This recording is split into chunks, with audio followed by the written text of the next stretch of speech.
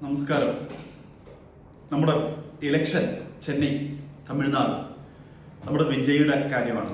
വിജയ് പെരുമ്പൂരിൽ മത്സരിക്കുന്ന രണ്ടിടത്ത് മത്സരിക്കുന്നുണ്ട്. പെരുമ്പൂരിൽ പ്രത്യേകത എന്ന് പറഞ്ഞാൽ 2.5 ലക്ഷം വോട്ടറുള്ള DMKയുടെ സിറ്റിംഗ് സീറ്റാണ്. കഴിഞ്ഞ പ്രാവശ്യം അവർ കഴിഞ്ഞ പ്രാവശ്യം 52,000 ഭൂരിപക്ഷം, പിന്നെ 62,000 ഭൂരിപക്ഷം.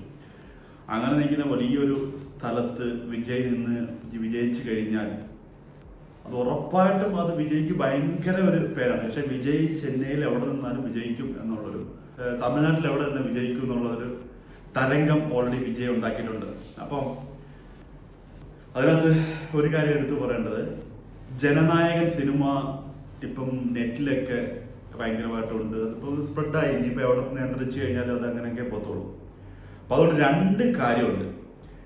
ഇപ്പോൾ ഈ പ്രൊഡക്ഷന് വിജയ് ഇപ്പം കഥ കേട്ടിട്ട് വിജയ് പറഞ്ഞു, ഞാൻ ഇനി ഒരു അവസരം, ഇനി ഒരു ഷെയർ പ്രോഫിറ്റിന് വിജയ് അഭിനയിക്കാം. അതായത് പുള്ളിക്കാരൻ 250 കോടി രൂപയാണ് പുള്ളിക്കാരൻ വാങ്ങിയത്. ഇനിയിപ്പോൾ ഒരു പ്രോഫിറ്റ് എന്ന രീതിയിൽ കിട്ടുന്നതിൻ്റെ ഷെയർ എന്നാണെന്ന് പറയാം. സംഭവം വേറൊന്നുമല്ല, ഈ ഇലക്ഷനിൽ പുള്ളിക്കാരൻ ഒരു പ്രതിപക്ഷമായെന്ന് വെച്ചോ. അപ്പൊ പുള്ളിക്കാരന് സിനിമയിൽ നിന്നും ഇനി അഭിനയിക്കില്ല എന്ന് പറഞ്ഞാണ്. കാര്യം അഭിനയിക്കില്ല എന്ന് ഉറപ്പ് പറഞ്ഞ കാരണം ഈ പ്രാവശ്യം ഉറപ്പായിട്ടും മുഖ്യമന്ത്രി ആകും എന്ന് വിചാരിച്ചിട്ടാണ് പുള്ളിക്കാരനും വിജയ് ഞാൻ ഇനി ഇതിലേക്ക് പോകാം, സിനിമ ഉപേക്ഷിച്ച് ഇതിനകത്ത് ഇറങ്ങാം, പൂർവ്വ രാഷ്ട്രീയത്തിലേക്ക് ഇറങ്ങാമെന്ന് പറഞ്ഞു. അത് പുള്ളിക്കാരൻ്റെ ഒരു കോൺഫിഡൻസ് ആണ്. അപ്പൊ അഥവാ അത് ആയില്ലെങ്കിൽ പുള്ളിക്കാരന് സിനിമയിലേക്ക് വീണ്ടും തിരിച്ചു വരാൻ ഏറ്റവും കിട്ടിയ ഒരു അവസരം, ജനനായകൻ നോർമലി ഇപ്പം നെറ്റി കിടക്കുന്നതിന്റെ പേരിൽ പുള്ളിക്കാരൻ അതിനു വേണ്ടിയിട്ട് ഇപ്പം ഈ ഒരു പടം ഡേറ്റ് കൊടുത്തു. ഇനി അതിന് അഭിനയിച്ച് കഴിയുമ്പോൾ പുള്ളിക്കാരൻ 2-3-4 സിനിമയുടെ ഇനി അഭിനയിക്കാൻ യഥാർത്ഥത്തിൽ പറ്റും.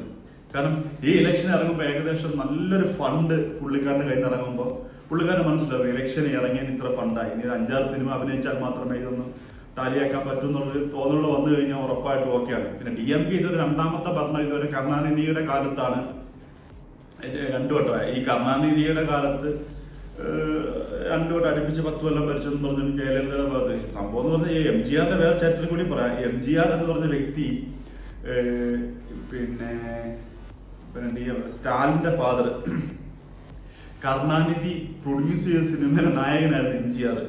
അപ്പൊ അങ്ങനത്തെ ഒരുപാട് സംഭവം. 2 ഒന്നായിരുന്നു. പിന്നെ കോൺഗ്രസിനെ തോപ്പിച്ചിട്ട് പിന്നെ DMK അധികാരത്തിലെത്തി. അങ്ങനെയൊക്കെ ഓരോ സംഭവം. പിന്നെ MGR പാർട്ടി തുടങ്ങി. അങ്ങനെയൊക്കെ ഇതായി വന്ന സാധനമാണ്. അപ്പം MGR അന്ന് സംഭവിച്ചതെന്ന് പറഞ്ഞാൽ ഫാൻസിനെ യൂസ് ചെയ്ത് ഫാൻസിനെ കൊണ്ടിട്ട് ഭയങ്കരമായിട്ട് യൂസ് ചെയ്തിട്ട് ഒരു അടിപൊളി ഒരു സെറ്റപ്പ് ഉണ്ടാക്കിയാണ് MGR പെട്ടെന്ന് ഭരണത്തിൽ വന്നത്. അതേപോലെ തന്നെയാണ് വിജയും വന്നുകൊണ്ടിരിക്കുന്നത്. കാരണം എന്ന് പറഞ്ഞാൽ അത് സെറ്റപ്പിലാണ്. അഥവാ ഇത് പ്രതിപക്ഷത്താണ് വിജയിട്ടുണ്ടെങ്കിൽ ഉറപ്പായിട്ട് 2-3-4 സിനിമ അഭിനയിക്കുക. ഈ സിനിമ കൊണ്ട് ഉണ്ടാകുന്ന കാര്യം എന്ന് പറഞ്ഞാൽ നെക്സ്റ്റ് ഇലക്ഷന് പുള്ളിക്കാരന് മുഖ്യമന്ത്രി ആകുകയും ചെയ്യാം. ഇതൊരു ആവട്ടെ, അത്രയ്ക്കും ജനപിന്തുണയാണ് ഉണ്ടാവുന്നത്. അപ്പം വിജയുടെ ഒരു ഇപ്പോഴത്തെ ഒരു ഇത് എടുത്തു നോക്കുകയാണെങ്കിൽ അതായത് എത്ര ശതമാനം വോട്ട്, ഒരു 15% വോട്ട് പിടിക്കുകയാണെങ്കിൽ തന്നെ അടുത്ത വർഷം CM ആയിട്ട് ഉറപ്പായി. ഈ പ്രാവശ്യം കിട്ടുമോ ഇല്ലയോ എന്ന് കണ്ടറിയാം. പക്ഷെ ജനങ്ങള് അത്രയും ഒരു ആക്ടർ എന്ന രീതിയിൽ ആൾക്കാർ കയറി പറഞ്ഞത് വോട്ട് ചെയ്യണമെന്നില്ല. അപ്പൊ അതിന്റെ എന്തെല്ലാം നമുക്ക് കണ്ടറിയാം. പിന്നെ അവിടുത്തെ ഒരു സാങ്കേതിക വിദ്യയും പിന്നെ പുള്ളിക്കാരൻ ആ MGR വന്ന സ്റ്റൈലാണ് ഇതുവരെ വന്നേക്കുന്നത്. ഇലക്ഷനാണ്, ഏത് രീതിയിലും തിരിയാം, പല വ്യത്യാസങ്ങളും നമുക്ക് എന്തായാലും കിട്ടും. കാരണം എന്ന് പറഞ്ഞാൽ ഇപ്പോഴത്തെ ഒരു ട്രെൻഡ് അനുസരിച്ച് ഇപ്പൊ എൻ്റെ ഒരു സുഹൃത്ത് TVKയുടെ സ്ഥാനാർത്ഥിയാണ്.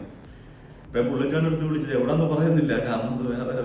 അപ്പൊ പുള്ളിക്കാരൻ പറഞ്ഞ് ഒരു ഭയങ്കരമായിട്ട് DMK ഒക്കെ ഭയങ്കരമായിട്ട് പൈസ ഇറക്കുന്നുണ്ട്. അതിന്റെ പേരിൽ നമ്മൾ നിൽക്കുന്നത് നമുക്ക് എത്ര വോട്ട് നമുക്ക് വേണമെങ്കിൽ പിടിച്ചു എന്ന് നമുക്കൊരു തീരുമാനമാക്കാം. അപ്പം അത് തന്നെയാണ് വിജയുടെ ലക്ഷ്യം. കാരണം എന്ന് പറഞ്ഞാൽ ആ സിനിമ എന്തായാലും ഇനി അടുത്ത 2-3-4 സിനിമ ഇറങ്ങും. അപ്പോഴത്തേക്ക് ഈ ഇലക്ഷന്റെ ഈ കളത്തിലിറങ്ങിയാൽ ഇനി എന്ത് സംഭവിക്കും, ഇനി എങ്ങനെ നീങ്ങണമെന്ന് കറക്റ്റായിട്ട് വിജയ്ക്ക് നല്ല അടിപൊളി ഒരു പ്രാക്ടിക്കലായിട്ട് നല്ലൊരു ഐഡിയാസ് ഈ ഇലക്ഷനിൽ നിന്ന് കിട്ടും. അപ്പൊ അടുത്ത പ്രാവശ്യം എന്തായാലും CM ഉറപ്പാണ്.